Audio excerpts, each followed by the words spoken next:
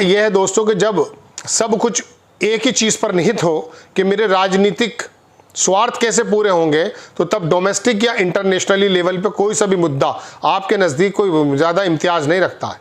दोस्तों बात यह है कि वक्फ बोर्ड के मुद्दे पर कल जो भारत के मुसलमानों ने चिराग को बंद करके अंधेरे का एक बताया कि एक वर्ग पूरी तरह से आपने अंधेरे में करने का काम कर दिया है, आइसोलेशन में डालने का काम कर दिया, ये कहाँ तक ठीक है। हालांकि आप ये देखिए कि जिस वर्ग को इतना दबाया जा रहा है कि उनकी इबादत गाहें, उनके मदरसे, उनके कब्रिस्तान और उनकी तमाम इस तरह की चीज़ें जो उनके पूर्वजों ने सिर्फ अल्लाह के नाम पर दी थी, उस पर कब्जा करने की जब आप कोशिश कर रहे हैं, वो लोग सड़क पे ना उतर कर कोई भी किसी प्रकार का हिंसक विरोध ना दिखाकर सिर्फ एक ऐसा प्रतीकात्मक विरोध दिखा रहे हैं जो ताकि पता चले कि ये समाज डरा हुआ ही सही लेकिन कितना शांति प्रिय तरीके से अपना विरोध जता रहा, आपको कोई खबर नहीं है।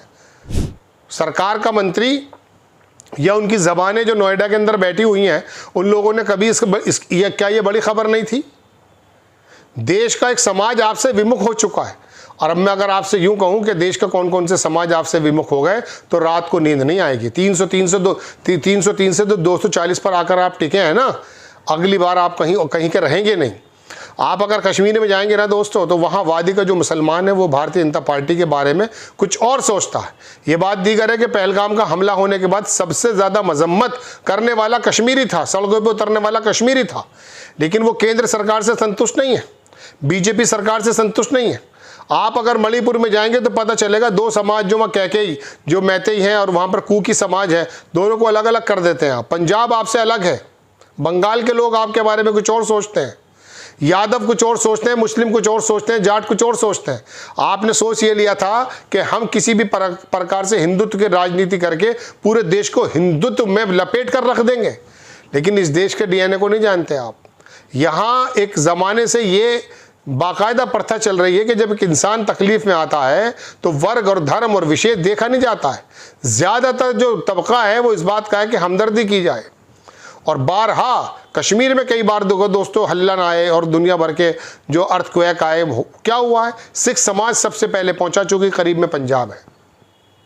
आप देख लीजिए कौन सा समाज एक दूसरे के लिए आगे नहीं आता है। बल्कि दोस्तों हम तो इस बात के भी शाहिद हैं कि कांवड़ यात्रा के अंदर जब कांवड़िए निकलते थे तो ऐसा होता था जैसे हर्षोल्लास। मैं आपसे कई बार बता चुका हूँ, उनमें शरबत का इंतजाम हो या उनके जख्म पे मरहम, ये मुस्लिम समाज करता था। ये कौन सा समाज आपने बना दिया?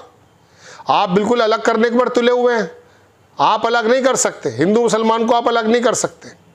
वक्ती तौर पे आपने एक वाकई ज़ॉम्बी एक मॉब बना दिया है। एक वर्ग आपके पास में है, कभी पाकिस्तान, कभी कब्रिस्तान, कभी मुसलमान, कभी दुनिया भर के मुद्दे उठा करके आप नफरतें पैदा करते हैं। आपकी फिल्में बनती हैं, बनने ऐसे लगी।